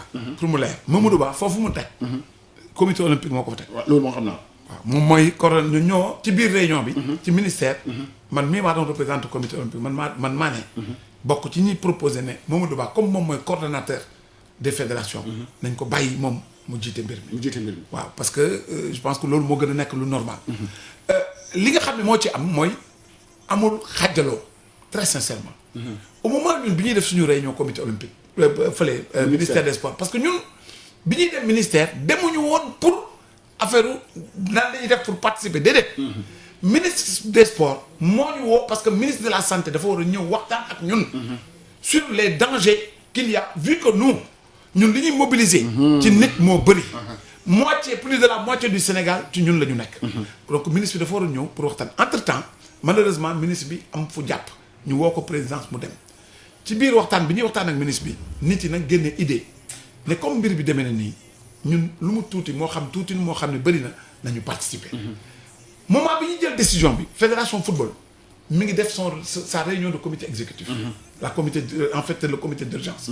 ñu ngi doon réunion ñoom ci seen biir réunion ñu jàpp ne football dafa war a participer ñun moment bi ñuy réunion ñoom déjà communiqué nañu def nañ seen conférence de presse ba communiquer au niveau de la presse que le football va participer pour un montant tel. mais bi ñu paree ba jàpp ne ñun dañ koy def le lendemain maa ngi wax Augustin Senghor mi ngi may dégg moom ci boppam dafa jël téléphone am woo président Mamadou Ba ne ko président ah ñu ngi jégalu bu ma xamoon ni par exemple lii ngeen jël décision bii ñun du ñu wax ne football mooy joxe 10 millions mais gëm leen ne ñun chèque bi yéen lañ koy jox te effectivement ñoom chèque bi ñu leen ko jox. donc 51 millions yi ñu joxe xaalis football mi ngi ci biir maintenant nag entre temps ñoo xam ne ay football la ñu dajale bu joxe xaalis ñooñu nag seen yëfu bopp la. mais fédération yëpp a joxe. mais basket ak football la ñëpp a joxe. tout le monde a participé amul vraiment c'est un mouvement sportif unique qui est parti au niveau du ministère de la santé pour donner notre contribution. mais tamit am na xam nga tamit joueurs yi joxe ay Sadio Mané ay Diao Baldé Keita ak staff technique bi yëpp comme Pape yëpp ñoom ko. ci la bokk joxoon ko ci Mamadou Ba coordonnateur fédération yi moom mooy ëpp jëmm ku ne dem en ordre. waaw mais Malick xam nga ñoom dañu yéex a réagir. waaw te ñun mbir mi ñun dañu def une réunion mardi. ne au plus tard vendredi il faut ñu dajal xaalis pour dem joxe ko. donc beneen mardi bi la ñu mayaat nit ñi ne leen prochain mardi. maanaam une semaine 51 millions yi nga gis nii. ci semaine lañ ko dajale. pour joxe ko maintenant nag entre temps. bu dee am na ñoo xam seen xel dellu si ne parce que tamit réseaux sociaux yi joué nañ ci. yéen gis ngeen ni am na ñoo xam ne jot nañu attaqué yenn joueurs yi. waaw xam nga bi Sadio Mané joxe 30 millions. avant même ñun ñu koy xalaat moom joxe na 30 millions. am na ñu leen attaqué ci réseaux sociaux ni mais yéen sportif yi footballeur yi yéen fan ngeen nekk Sadio Mané kese mooy joxe. kon ñooñu dañu yéex a joxe. man loolu laa ko jàppee. mais xam naa ne bu doon par exemple départ dañ ko def man wóor na ma Augustin Senghor dina boole loolu lépp boole ko mu nekk benn parce que li fédération bi joxe ak li nga xam ni moom la yeneen am na yeneen structure yoo xam ne ñi ngi ci football yu bokk ci loolu parce que football boo ko calculer li mu joxe yëpp def na presque ay 18 millions. même xaalisu ligue pro. dañ ko ci boole ak yeneen entités yi nga xam ñi ngi ci biir. donc bu doon par exemple teel nañu ñoom réagir. bu doon ñun dañu continuer ni léegi par exemple affaire bi dans 2 semaines lañ koy joxe ñooñu bu ñu joxee man wóor na ma Augustin dina ko indi boole ko ci mu nekk benn. donc amul xajaloo quoi vraiment. mais man Malick li may wax sax mooy comme li Seydina wax li ñu joxe bari na ndax am na ñoo xam ne dañuy joxe à titre individuel. par exemple comme li mu wax ligue football professionnel bi joxe nañu mais CRSEC bi nga xam ni président bi la joxe na moom individuellement 10 millions. donc bu ñu dajalee li sport bi yëpp joxe surtout maanaam football bi. war na ëpp 100 millions. mais bëri na. ëpp na ko. ndax individuellement Malick bu ñu indee tamit même bu fekkee yóbbuwuñ ko fañ ko war a yóbbu fañ ko jëmale tamit ba tey ci mbir mi la bokk. ay ñoom Moussa Konaté. ay ñoom Mbaye Niang. ak d'autres yoo xam ni comme li nga wax joxe nañu. bëgguñu sax ñu xam ko. donc boo seetlu sportif yi li ñu joxe ëpp na plus de 200 millions. dëgg jàmbaar ëpp na ko 51 millions yi mooy li ñu jëkk a dajale. non bari na. non li ñu joxe bari na. alors lan moo nekk situation lan moo nekk taxawaayu ACNOA situation bi taxawaayu ACNOA lan la ci association des comités nationaux olympiques d'Afrique. waaw ACNOA li mu def. mooy décision bu mu jëkk a def d'abord dafa saluer la décision sage bi nga xam ne moom la comité international olympique jël ne moom dafa d'accord à 100% pour que ñu reporter Jeux yi waxtaan aussi avec tous les comités olympiques du monde pour ñu xool ñun suñu manifestation yi war a am en 2020 en 2021 nan la ñuy fexe ñun tamit ba am vraiment recadrer encore en fait le calendrier mu jàpp aussi ne parce que ACNA aussi dafay joxe ay bourses man maay président commission bi nga xam ni mooy préparer athlètes yi war dem Jeux olympiques 2020 chaque année dañu jox $1 million la ñu distribuer vraiment athlètes yi gën a mooy ñi nga xam ne ñun potentiellement ñooñu ñoo xam ne ñooñu mën a indil médaille bokkul ak bourse CIO mën na jox bourse ku nekk mais ACNA moom day ciblé dañ naan par exemple Pape Dieng wóor na wóor yàlla ni tey buñ ko dimbalee Pape day am médaille parce que Pape il fait partie des 2 meilleurs coureurs de 800 mètres du monde waaye dëkkam amul doole mënu ko jàppale parce que Djibouti la nekk parce que Érythrée la nekk dëkk yoo xam dañu nekk ci guerre ñooñu la ñuy ciblé ñun di leen jox xaalis pour jàppale pour ñu yokk parce que objectif en fait ak ACNA mooy dernier Jeux olympiques yi dañu amoon 47 médailles d'or 47 médailles la ñu amoon au total pour l'Afrique objectif c'est ACNA mooy déwén ñu am entre 55 et 60 médailles te loolu en fait la ñuy liggéey donc ACNA aussi débloqué na somme président bi woo na ma y a 3-4 jours ne ma que bourse yi ñu waroon arrêté nga xam ne bu Jeux olympiques yi jeexoon dafa doon arrêté promettre naa la que ni amul problème ci budget bi 2021 dañ leen joxaat $1 million pour nga mën a jàppale athlète ba ñu egg. mais Seydina am di soit Jeux olympiques gis nañ ne sport collectif yi duñ ci bokk ren handball bi éliminé nañ ko éliminé nañu basket bi. boxe bi wax nañ ci histoire parce que boxe bi tamit y a eu problème. non boxe bi El Hadj Malick dañuy laaj Seydina ni ko dafa mel ni dañ ko négligé. ndax Seydina mi fekk na fi ay boxeurs yu mag a mag yoo xam ne ci biir jeunesse am dañ daan briller à travers l'Afrique am ñoo xam ne même à travers le monde après Bartensiki il y a Assane Diouf il y a Idrissa Dione après les Tavares Thomas les Tavares Léonard ay ñoom Gambie et autres est-ce que CNOSS taxawu na maanaam sport bu mel ni boxe bi li ñu daan indil ba ñu négligé ko ba léegi bokkatul maanaam ci calendrier bi pourquoi ça est-ce que du négligence de la part du CNOSS. non en fait pas du négligence CNOSS parce que comité olympique du moom mooy joxe délégation de pouvoir. Ministère des sports mooy joxe délégation de pouvoir. waa boxe nit a fa nekk di liggéey ba mu neex la ñu ne bëggatuñ ko. bëggatuñu la. muy président Lamine Ndiaye. fa la nekkoon moo doon président. ancien footballeur de la Jeanne d'Arc. ñoo toog ba mu neex leen ñu def seen assemblée générale dindi ko teg beneen équipe. alors équipe boobu ñoo ñëw ba tournoi bi am. waaye man mi nga xam ni dama doon liggéey ak ñoom. 6 mois avant Jeux olympiques Jeux yii tournoi yi maa ngi jël à témoin le président mi ngi may dégg jour bi ñu demee ñun Lausanne comité international olympique bureau bi exécutif session bi réunir ne prochain tournoi bi war a am qualificatif pour Afrique Sénégal lañ ko dénk bi ma génnee salle bi première chose bi ma jëkkate dama woote Sénégal woote mënu ma ko jot ma woo ko ci WhatsApp mënu ma mi ngi États-Unis ma ne ko président yàlla day def na loo xam ne vraiment honneur la bu mbëgg pour ñun dégg naa yaa ngi États-Unis waaye bu ma sañoon fii ak 3 semaines da ngay ñibbisi nga ñëw ñu toog ñu waxtaan ñu xool nan la ñuy préparer athlètes yi ak nan lañ koy organiser wax fa dëgg yàlla Pape def nañ loolu te loolu lañ mën def. loolu bi mu amee président bi dëgg mi ngi ñëw ay vers mois de novembre la ñibbisi ñun comité olympique amul luñ ci deful ministère des sports amul lu mu deful mais ñun mënuñu nekk à la place des fédérations de liggéey Pape y a eu des choses yoo xam yu am yu doy waar inscription même pour sunu athlètes di problème c'est yow dafa joxe système da lay jox benn lien ni la inscrire ku la neex mais pour ñu jël sunu athlètes yi dugal leen ci biir système bi sax problème la bu doon tournoi bi organisé wuñ ko Sénégal mën naa la wax ne que ni xëy na sunu athlètes du ñu participer parce que ba à 2 heures du tirage au sort les athlètes sénégalais n'étaient pas encore inscrits. am na sax am na ñuy forfait. ils n'étaient pas encore inscrits parce que simplement amuñu certificat médical docteur Ngom mi ngi may dégg. président commission médicale comité olympique. jàmbaar la nekk dama ko mujj woo moom jàmbaar mu jóge jàmbaar daw ci hôtel bi ñu dëkk foofu ci Saly pour jël cachet pour defalee ay certificat médical xam nga nag loolu Pape loolu du liggéey comité olympique. ba noppi ñoom ñoo tànn athlètes li leen neex. parce que ñoom ñoo dem jëli ay athlètes yoo xam ni d'après li ma ñenn ñi wax gisuñu leen sax ñu boxe. c'est sur la base peut-être de këyit. c'est-à-dire comme genre CV. Malick El Hadj Malick Ndiaye mi ngi Londres. bi mu nekkee Londres gagné na lii gagné na est-ce que dëgg la est-ce que dëgg yàlla moo xam. donc ñoom ñoo ne ni responsabilité bi fédération bi la ñun fi mu nekk nii li ñuy xaar mooy rapport technique dañuy xaar pour jox ñu bu ñu ko joxee danañ mën a toog ak ministre des sports ñu waxtaan parce que li am Pape c'est scandaleux. C'est scandaleux. Man, je te dis une chose. Il y a des athlètes au moment où les gens sont à Saly, nous, on est en train de payer l'hôtel. Nous avons des parcelles assainies, des Keur Massar. Ce que je veux dire, c'est que je sama téléphone woote yow looy def foofu dama nekk fii damay toppatoo affaire supporter yow mën na ko yow athlètes yaa ngi ñëw ñi nga war a boxal ñi ngi noppalu tëdd yow war a toog foofu di dox di dugg ci ay yoo xam sa yoon nekku ci bi ñu ñëwee defee ni ñoom ñoo mën mais gis nga leen ni ñu leen def.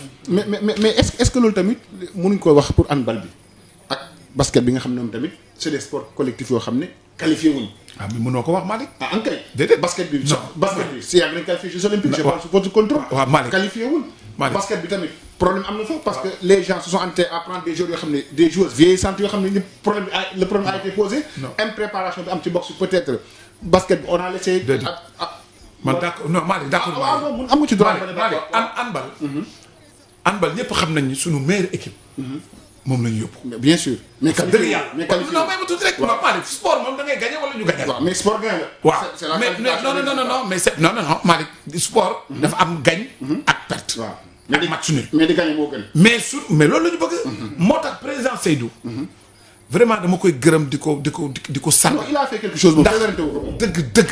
changé na lu bëri. bien sûr dans le management dans beaucoup de choses. bien sûr ma jëli entraîneur gis nga moom maa meex nii. tey nii boo demee Thiès kër gi mu loué Thiès ay millions lay fay. entraîneur équipe nationale bu jigéen bi moo ñëw actuellement Thiès pour di commencer di entraîner équipe bi war a dem Jeux olympiques 2022 ñi ngi foofu. xale yi jigéen ak góor yi ñi ngi fa. te ñoo ay millions lay fay. ñi ngi foofu kër bu mag la def donc xale yi sport étude la ñuy def dañuy entraîner di dem jàngi pour revenir un peu handball suñu meilleure équipe la ñu jël. mooy ñi nga xam ne ñoo gën a xarañ ci ñu en fait ci handball yóbbu leen bi ñu demee dem nañu final. ñu dóor waaye ñëw nañ tournoi qualificatif fii Sénégal ñu jël deuxième kenn moo war a qualifier mais ñooñu Malick ñooñu dañ la war a encourager. nañ leen encourager jigéen ñi nañ dem. nañ leen encouragé ñu gën a dem ci kanam te incha allah dinañ dem. ba Angola bi ñuy dóor. dinañ dem ñun ba duma ko. te man gëm naa loolu am na. parce que am na quelques années écart bi ngandoon na léegi l'écart s'est réduit. am na problème bi ñu demee tournoi qualificatif fële Tokyo. fële ca Japon xaw ma Chine. mais le Sénégal a été un pays boo xam ni dafa jaaxal àddina. malgré que qualifié wuñu foofu mais am na dëkk yoo xam tey nañ xeex nañ ñoom yu métti score yi dafa tuuti. ay 2 points la ay 3 points am na ñoo xam sax ñun suñu bopp dañu gagné. boo jëlee basket. même chose. surtout basket bi. waaw non basket. xam nga basket yàgg nañ qualifié. waaw non basket yàgg non Malick basket. waaw mais dem boo ko jëlee 2000 Jeux de Sydney la ñu qualifié woon. en 2000. ak Jeux olympiques 16 ans après la ñu qualifié waat. il faut le dire Malick. mais am na 2 qualifications. waaw ñaari qualification la ñu am. en 2000 ak 2016. le basket demoon na parce que yeneen année yi ñu daan dem. du woon qualification. bu njëkk Jeux olympiques ñi daan participer du qualification ku mu neex ku lu neex nga yóbbu. mais léegi gis nañu que ni affaire bi c'est attractif les athlètes sont nombreux donc toutes les fédérations mettent en fait donc ont mis des systèmes de qualification. li nga xam ne moo am basket. je pense que ñoom basket def na autocritique bi ñu ñibbisee am na ay changements au niveau technique. ça veut dire que ñoom si boppam. président Babacar Ndiaye ak ñi nga xam ne parce que Malick ñun lépp lu ñu mënti wax ñi nekk ci biir ñooñu ko gën a xam. bien sûr président Babacar Ndiaye jël na responsabilité am indi changement du point de vue technique. tout le staff technique a été chamboulé. Tafa est revenu. Le directeur technique national a été changé. Les entraîneurs nationaux des autres catégories et cetera et cetera te loolu lu am solo la Malick. donc ñoom xam nañu que ni y a eu quelque part. des manquements y a eu des manquements. manquement nag boo amee Malick da ngay jël sa responsabilité def li nga war a te loolu président Babacar Ndiaye ak ñi mu àndal def nañu ko. mais football bi tamit qualifié wuñ te pourtant 2012. suñ première participation on a fait taxawoon nañ taxawaay bu am solo football tamit qualifié wu. non wax fa dëgg la même critique mën nañ ko def au football. wax fa dëgg yàlla Malick. football moo ma gën a bett. parce que ci man sama gis-gis dama ne Sénégal mënoon na qualifié man ci sama. xam-xam dama ne Sénégal mënoon na qualifié. li tax nag Sénégal qualifié wul critique yi bëri na yu bëri man mii si boppam man mii di wax ak yow man waxtaan ak entraîneur parce que sama mag la. Koto suma mag la. dama waxtaan ak moom ci yu bëri. yoo xam ne ci man dama xalaat ne même au niveau de la communication pour man y a eu des erreurs. man wax naa ko Koto dama ne ko grand mënuloo dem ci dëkku jàmbur Guinée nga fekki fa. nga ñu def 2-1. dugal nga benn but. mais boo demee conférence de presse. am na loo xam ne nit waru ko génnee ci gémmiñam di ko wax journaliste bi ñu koy dégg ñun ñoo mën ñun ñoo ëpp centre de formation joué naa petit souris def naa lii def naa non résultat boo ko defee rek entraîneur bi ci boppam day rebuffé wu ne ah il faut que je revoie ma stratégie. da nga koy motiver mu motiver joueur yi wutiwaat encore doole parce que entraîneur bi dafa dem jëliwaat non averti en vaut deux ay yeneen xale ñu ñëw gën a renforcer équipe bi biñ ñëwee fi mënuñu leen gagner déedéet je pense que Sénégal bu dooroon Guinée ñun dinañ qualifier Jeux olympiques kon nag loolu tamit njàngat la boo xam ni comme ni ñuy wax wala fi ni ñoom grand pape jógee ca làmb ja bàkku moo gën ngay dem ca làmb ja di bàkku waaw Seydina li gis ci waxtu bi sax bëreetul ñëw ci ba tey ci comité national olympique et sportif sénégalais gis nañu seen diggante amoon na ay temps fii il faut ñu wax ko sax seen diggante yéen ministère yi neexul woon mais léegi gis nañ ne yéen a mataa ba kumburoog soow yéen la moom la lu ko waral waaw loolu xam nga loolu mën naa wax ni moom la ñun la parce que ay nit moom bu da ngeen di moytuwante wala déedéet amul moytuwante dañuy waxtaan bu baax a baax waaye dafa am loo xam ne peut-être Matar daf ko dund te ñeneen dunduñu ko Matar dafa nekk nit koo xam ni moom dafa diriger la plus grande association sportive du Sénégal muy ONCAV fi la ñu fekkoon waaw am presque 7500 clubs ils ont plus de 2 millions de licenciés ku nekk ci lu mel noonu yore ko ŋànk ko pendant des années bokk mouvement associatif depuis xale à la base nekk ci football bi nekk footballeur nekk gardien de but nekk ba egg foofu nga toog benn moment président la bi ne dama lay teg ministre xëy na gis-gis bi ngay am entre ñun ak moom day gën a yomb parce que day xam ñan la amal affaire pratiquant la démarche participative Malick bindal téere li ma la wax nii toute démarche non participative dans le milieu sport est vouée à l'échec football la sport yëpp laa wax kenn mënatul jël ay dirigeants sport di leen manipuler di def lu la neex ñun yaay kilifa dañ koy nangu ak 4000% jox la respect jox lépp la ci war waaye nag am na décision yoo xam boo koy jël dañuy laaj xam nga Malick wolof dañ ne ki la dul déet ki nga xam ne du la tere booy génn tàggu booy yëgal ko ñun mënuñu tere ministère mu def lu ko neex xam nga mënuñu ko waaye boo ñu yëgalee day gën a yombal sa mbir boo ñëwee par exemple benn dossier am nga ne comité olympique kaa la ñu toog ñu waxtaan ñun kat telle affaire am na nan la ñu war a def dañuy toog ñu waxtaan ñu trouvé ñun am na loo xam mën nañ ko wax te moom mënu ko wax ñun am nañu liberté boo xam ni moom par solidarité gouvernementale décision bu xasee jàpp gouvernement bi jàpp ko mënut ko dindi mais ñun bu ñu neexee ñu contesté loolu te am na yenn dossiers yoo xam ne gouvernement bi dafa am nu muy gisee ñun ñu gisee neneen ñun ñuy xeex boobu ñu xeex gain bi ci am ñoom ñoo koy moom parce que ñun géré wuñu dama ne état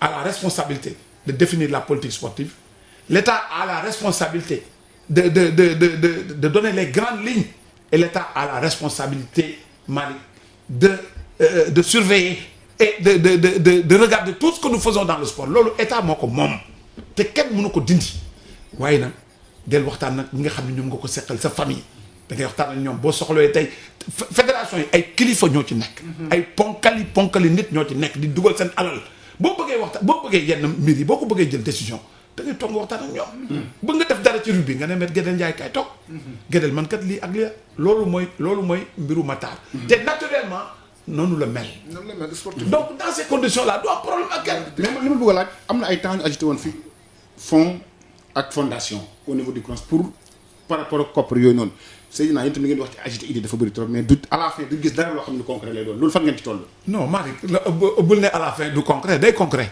waaw mais gisu xam nga man boog yëguma ko. waaw mais xam nga état moom loo am. moo xam nu muy def. d'accord ñun mouvement sportif day ñëw ñun lii la ñu bëgg. te loolu ci concertation nationale bi dossier bi ñu déposé ñun. loolu bokkaat na ci. fondation dugalaat nañ ko ci. état daf ne man fonds laa bëgg. fonds ngeen di def ñun bëgguñu fonds. comme fonds de relance bi amoon. parce que Malick.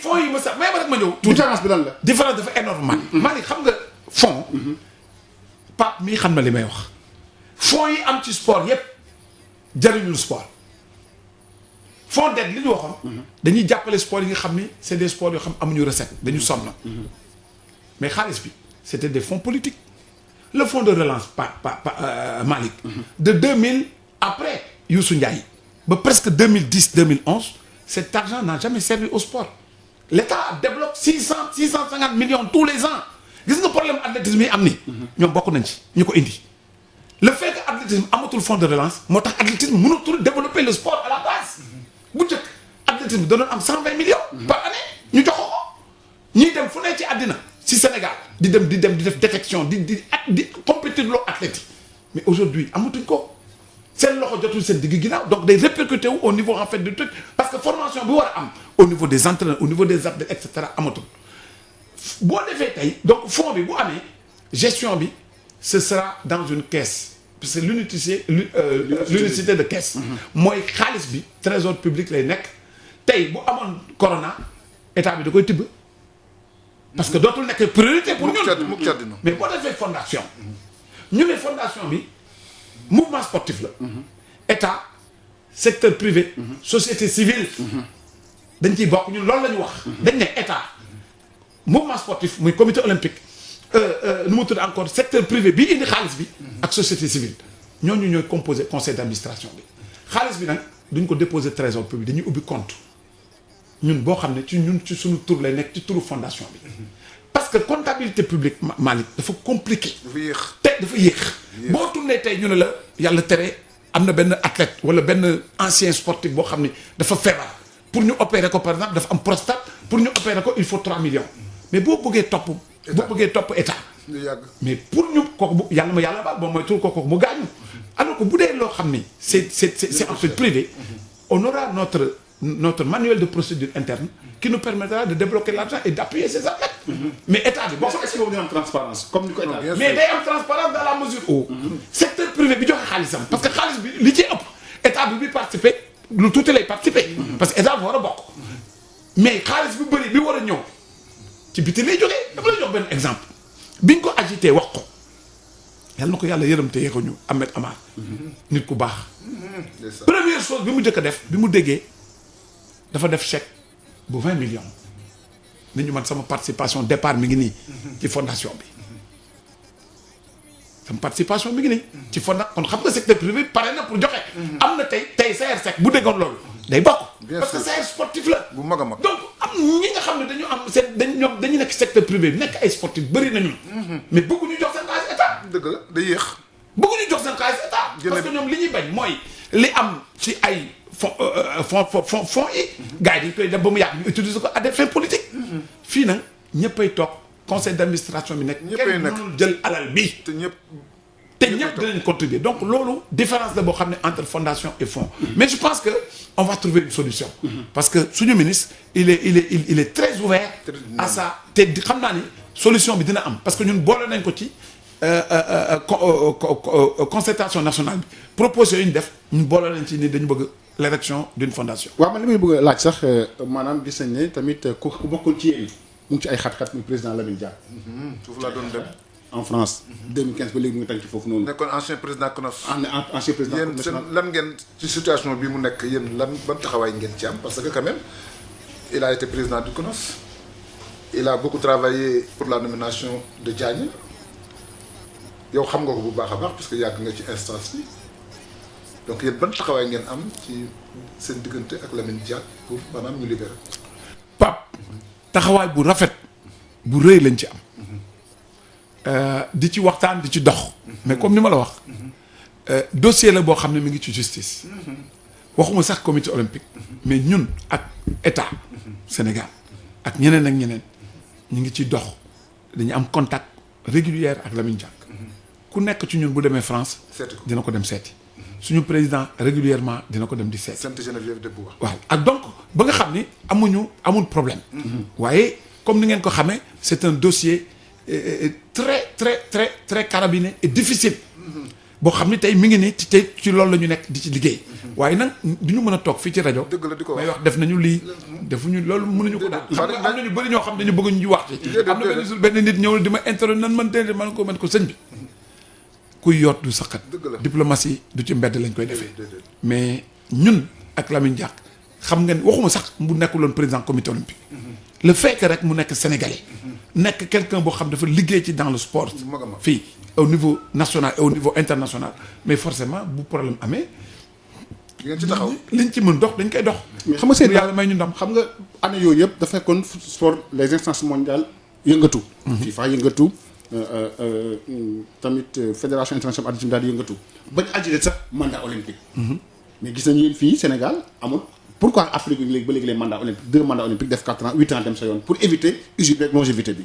non en fait mandat olympique teguwul ci da nga war def 8 ans nga dem déedéet mandat olympique mooy 4 ans yi. 4 ans yi 4 ans yi mooy quatrième maanaam CIO 2 mandats olympiques boobu laa bëgg a wax. waaw c'est-à-dire que CIO moom day natt rek CIO moom day wax mandat olympique li ñuy wax mandat olympique mooy ñu ne par exemple déwén 2021 ba 2024 loolu mooy mandat olympique mooy 4 ans yooyu mais loolu ñu ngi koy appliqué Sénégal amul benn fédération bu ñuy élire pour 1 an loolu dañ na dañ na loolu ñun waxtaan nañ ci ak ministère xeex nañ ko ba nga xam ne léegi loolu c'est fini mais amagul limitation des mandats. non limitation mandat amul limitation mandat bu amee ci fédération bi la dépendre bu dee am na ci fédération yoo xam ñoom mën nañ bind ne loolu lépp ñoom ñoo ko war a bind ci seen constitution dañ koy bind ci statut yi et règlement yi nga dugal ko ci bu fekkee ni voté nañ ko assemblée générale ba ñu adopté ko mais c'est fini mais état imposé wul kenn ñu def 2 ans ou 3 ans wala 4 ans mais état imposé wul kenn fédération yi ñoom ñoo autonome les fédérations peuvent dire nous voulons que notre président soit élu maximum pour 2 mandats donc il va faire 8 ans mais am na ñoo xam ni Malick il faut nga nangu ne am na fédération xam bëgguñu seen fédération bëgguñu seen président dem président day bëgg am na gis nga Malick contrairement à ce que les gens pensent am na président yoo xam bëggatuñu dañuy dem ba ci biir ñu ne gars yi dimbali leen ma ngeen changement ñu saraxu la ni la bul dem toujours am na bëri na fédération yoo xam ne tey président yi bëgg nañu bàyyi mais dañ leen di topp di leen saraxu ne bul dem donc nag waa ji tamit ay xaritam ak yooyu jàpp ci mu toog mais du parce que dafa bëgg la ngaa mu toog fa non non non non ça parce que usure yi mooy waral mooy indi yàgg-yàgg yi mooy indi yenn problème yeeg yenn jafe-jafe yi boo ci yàggee rek da ngeen ba fa da ngay foog ne yaa ko moom moo loolu laay expliqué. non c'est-à-dire que xam nga Malick yàgg bi su fekkee ne bonne gouvernance am na rek problème du am d'accord Malick loo fa yàgg di fa def lu baax di fa def lu baax duñ la fa jëlee bonne gouvernance am du am benn problème xam nga liy indi problème bi mooy yàgg fa di yàq am mauvaise gouvernance donc bu amul bu fekkee ne par exemple bonne gouvernance amul mais ñi ci suuf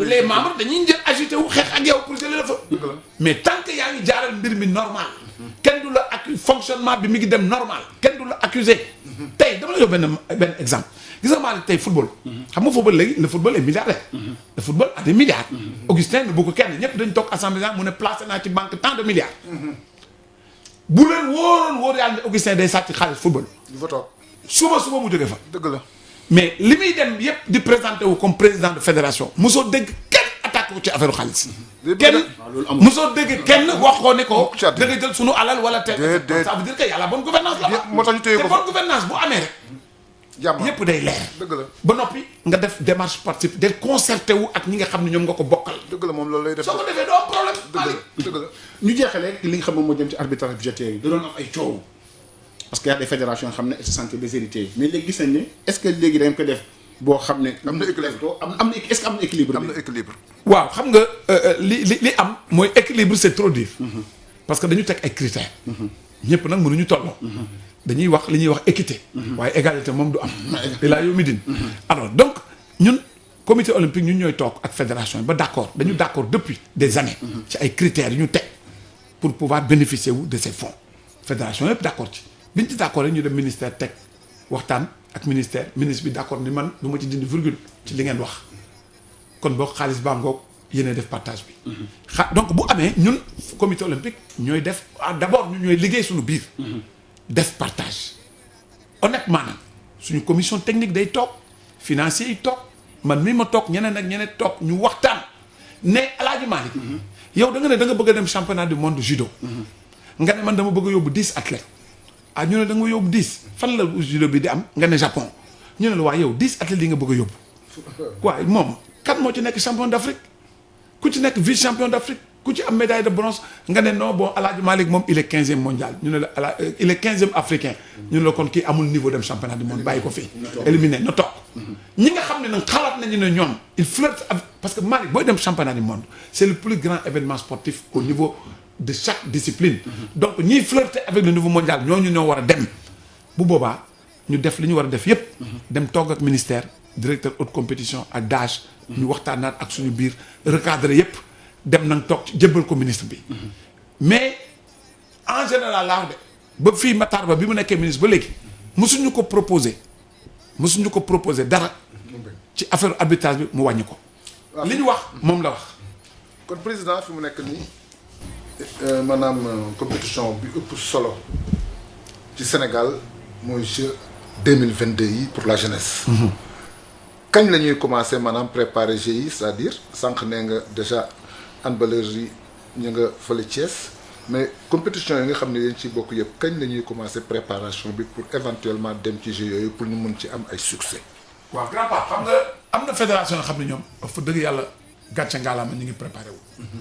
ku ci mel ni taekwondo. ñoom depuis plus de 6 mois. ñu ngi préparé wu. ku ci mel ni natation. depuis plus de 6 mois ñu ngi préparé wu. handball ñu ngi préparé wu. am na yeneen fédération yoo xam ne ñoom ñu ngi commencé seen préparation di def ay regroupement avec les athlètes chaque fois que moom boo jëlee par exemple taekwondo nga jël ay natation ñoom dañu dem signer convention avec le recteur de l'université de Saint-Louis. ba nga xam ni chaque fois que léegi mu am vacances dañuy jël seen athlètes yi nga xam ni ils ont fait des détections de l'élite nga xam ni ñoo war a dem par exemple taekwondo dafa jël lu mat presque ay 100 et quelques athlètes di wàññi ba ñu nekk léegi 40 ñu stabiliser 40 yooyu la ñuy liggéeyal di leen yóbbu ñuy entraîner régulièrement donc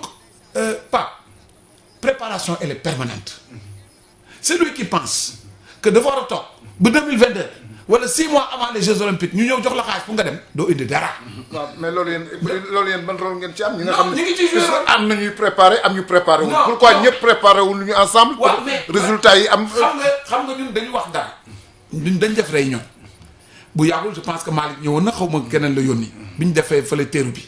yàggul war na mat léegi ay 2 mois. si li ñu def dañu ñëw man mi maa def exposé bi dañu def réunion stade amitié ne leen. fii ak 2 mois le 12 décembre 2019 chaque fédération war nañu jox son plan de préparation. wax dëgg.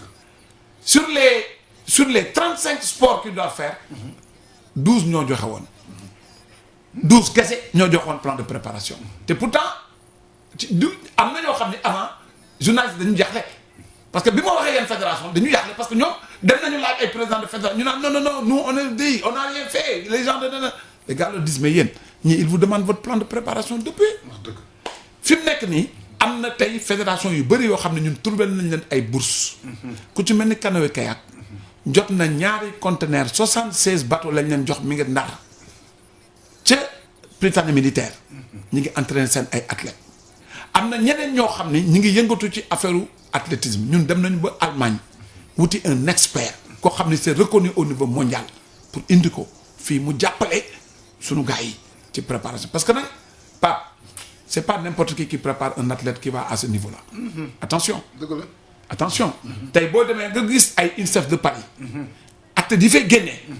INSEP bu dugalee 100 athlètes 60 yi minimum d'ici 2-3 ans dinañ nekk champion du monde amul sa discuter 90% des athlètes français yi am médaille aux Jeux olympiques INSEP Paris lañ génne. kon préparation boobu du jëfu caaxaan. boo tax ñun ñi ngi renforcer. ñi ngi waxtaan ak ay comité olympique yu bëri ci àddina yoo xam ne dañu jàppale. ku ci mel ni États-Unis ku ci mel ni Canada ku ci mel ni Belgique ku ci mel ni Allemagne ku ci mel ni Portugal ku ci mel ni France ak yeneen am nañu ay 17 comités olympiques yoo xam ñi gën a am doole ci àddina ñooñu ne ñun dañuy participer ci préparation bi wax la ñu lan ngeen bëgg. INSEP de Paris fi mu nekk nii bu ñu neexee athlète bu sénégalais bu mu neex ñu yóbbu la INSEP de Paris tu es logé nourri blanchi tu payes pas 1 franc. pour la préparation ñun loolu lañu mën. dëgg la waaye le reste nag fédération yi man du ma nekk ci biir fédération di liggéey. ñoom ñooy seen ay techniciens ak seen bopp. ñun wax nañ leen rendre nañu compte. fi mu nekk nii bu dul woon corona bi dañu waroon def benn réunion bu mag boo xam ni commission bi dañ ko dénk Mamadou Ba. léegi toutes les fédérations joxe nañu seen plan de préparation ñu toog waxtaan recadrer budget bi tout parce que am ñoo xam ne ñuy bind bokkul ak ñi nga xam ne xalaat nañ noonu la ñuy préparer dem nañ ba nga xam ne tey am nañu waxtaan nañu ak CIO pour indi benn koo xam ne xelam dafa match ci nan la ñuy préparer les athlètes de haut niveau pour mu ñëw waxtaan ak suñu directeur technique yi dina toog Sénégal fii dina fi toog presque lu mat ñaari at di waxtaan ak ñoom di leen xelal di wax exactement di suivi athlètes yi ñi nekk ci kaw nan la ñu war def et cetera Pape ñun loolu la ñu mën waaye nag Pape organiser compétition yi nga xam ne mooy tax athlète bi performance suba fédération moo koy def mais boo bëggee tey soo bëggee tey nga ne athlète bi da nga koy yóbbu Jeux olympiques de la jeunesse muy def athlétisme par exemple mu def ñeenti compétition fii ci Sénégal du gagné pour mu mun a gagner il faut que mu def c'est comme judo comme tel ay judoka yi ñu ngi préparé wu judo depuis plus de 6 mois ils sont en préparation am nañu seen plan de préparation am nañu groupe boo xam ne xam nañu ñiy dem suba ci ñooñu rek lañ mën nekk mënuñu nekk leneen parce que choix bi léegi la pas dëgg la c'est maintenant le choix mais léegi nag infrastructure yi nga xam ne mooy abrité maanaam compétition yi fan ngeen ci toll puisqu'on a parlé de pose de première pierre pour yenn infrastructure yi comme Malick a dit on a parlé de Iba Mar Diop et d'autres infrastructures mais jusqu'à présent dara taxawagu ci est-ce que vous aurez le temps non temps bi moom chaque jour tey balaa may ñëw fii réunion lañ nekkoon dinañu pare insha allah rabbi pare bi waaye non attends xam nga lu tax marché boo xam ne ay milliards la on est obligé ñun topp procédure bi nga xam ne moom la loi bi wax fii mooy appel d'offre yi bien sûr dafay jël temps appel d'offre yi day jël temps de ndax prescription technique yi yooyu yëpp day jël temps loolu ñun comité olympique amuñu xam-xam wala mën-mënu topp loolu agence française de développement bi nga xam moo ñu jox xaalis def nañu yéen seen xel màccul ci loolu pour nan la ñuy tabaxi stade ak suivi bi man li ma nangu pour ma jox leen xaalis bi dañuy signer kayit ne kii contrôler travaux yi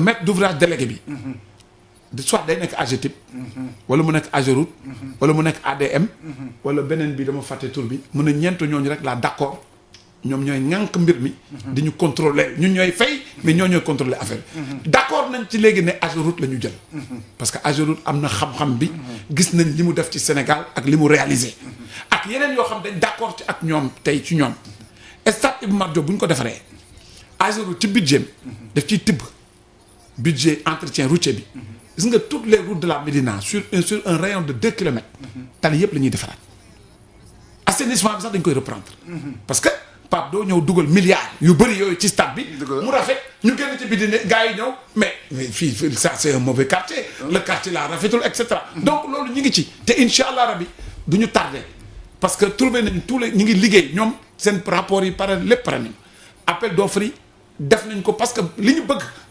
bëgguñu jël société bu mënul liggéey stade dëgg la dañu joxe ay critères yu wóor pour nga mën a bokk ci appel d'offre bi da ngay nekk société boo xam ni mës nga defar stade wala mës nga defar piscine wala mës nga defar pour nga mën ci bokk donc dañu d'accord ak état bi ak toutes les agences day nekk appel d'offre restreinte pour que tey ñooñu mën a liggéey 24 heures sur 24 pour mën ñu pareel suñu stade yi muy Iba Mar Diop muy en fait disons tour de la. mais defe naa société nationale yi nañ ci bokk même bu fekkee joxuñu leen ko ñu nekk en collaboration avec les sociétés engagées. non ça dépendra kan nooy gagné mën na nekk société nationale. mais Apple dafa c'est international. bu amee koo xam ne mi ngi Sénégal. te moom réunir na conditions yi. voilà mais bu demee bu gagné ñu xam ne moo gagné. bu dee gagnéwul nag ñu xam ne gagnéwul mais tout se passera normalement parce que ñun ñi ñu war a waxtaan ñëpp dem nañ ak ñoom dem nañ ci SAER. ARMP waxtaan ak moom ci bureau pendant plus de 2 heures de temps DCMP dem nañ fa waxtaan donc ñëpp ñi nga xam ne xalaat nañ ni dinañ intervenir parce que lii Pape projet président de la République Macky Sall la. attention Pape. projet Macky Sall la. président la bu demee ba def bay am conseil présidentiel buy am régulièrement ñuy toog ak moom di waxtaan. muy nekk ak suñu président Diagna. régulièrement ñi ngi waxtaan ci Jeux olympiques ñoom ñaar. kon lii du projet boo xam projet bu ndaw la. mais bu ñu ci fàtte main d'œuvre nationale bi. non main d'œuvre laa wax de. mais day bëri Pape. voilà main d'œuvre bi laa wax Pape bi ñu calculer. je parle de main d'œuvre. Pape main d'œuvre nationale bi moom la ñuy jël. c'est ça. tey bi ñu calculer stade Iba Mar Diop. li fa nar a liggéey ci xale. voilà kenn xamul nu mu day. dëgg la boo jëmee tey Tour de l'Oeuf. li fa nar a liggéey ci ay xale. kenn du xam nu mu day. c'est ça. stade bi ñu war a def fële ca Diamniadio. muy stade du Sénégal. ñëpp xam nañ que ni plus de 3000 personnes dinañ liggéey ci biir stade bi. loolu nag moom ay mbir la léegi nag am na yeneen yoo xam ni tardé wuñu parce que arène nationale bi pare na. arena pare na. parc des expositions bi nga xam ne yenn sport yu bëri foofu lañ koy defee. pare na et cetera donc fi ñuy toll nii tardé wuñu. jërëjëf Seydina Diagne kon sunu mbokk auditeurs yi ñu bàyyi sunu invité tey mu tàggu maanaam auditeurs yi nga xam ne ñu ngi déglu émission bi. waaye xanaa di kontaan rek ci émission bi. fii moom bu ma fi ñëw damay kontaan trop parce que da ngeen may permettre ma gën a ma wax te vraiment ni émission bi defee dafa neex. non da nga parce que c'est une émission interactive. te ñi ñu koy seqal dëgg-dëgg ñu xam sport lañu. ñi ñaan rek Sud FM bi nga xam ne moom mooy la première radio privée du Sénégal le premier groupe de presse privé du Sénégal yàlla gën leen yokk. yàlla gën a tax ngeen gën a dem ci kanam. amiin yàlla na yàlla def tey loolu laay ñaan suma borom. yàlla ngeen am télévision. amiin yaa rabbi Babacar Touré yàlla na ko yàlla may fan gudd wér gu yaram. amiin yaa rabbi gën ko taxawal. amiin ak ñi nga xam ne moom la seqal mbir mi yëpp. dëgg la ak yéen ñi fiy liggéey. jërëjëf kon mbokk auditeurs yi émission bi ñu def tey dinañ ko rediffuser maanaam mardi ci guddi après journal bu 22h bi ci Sud FM seen rajo.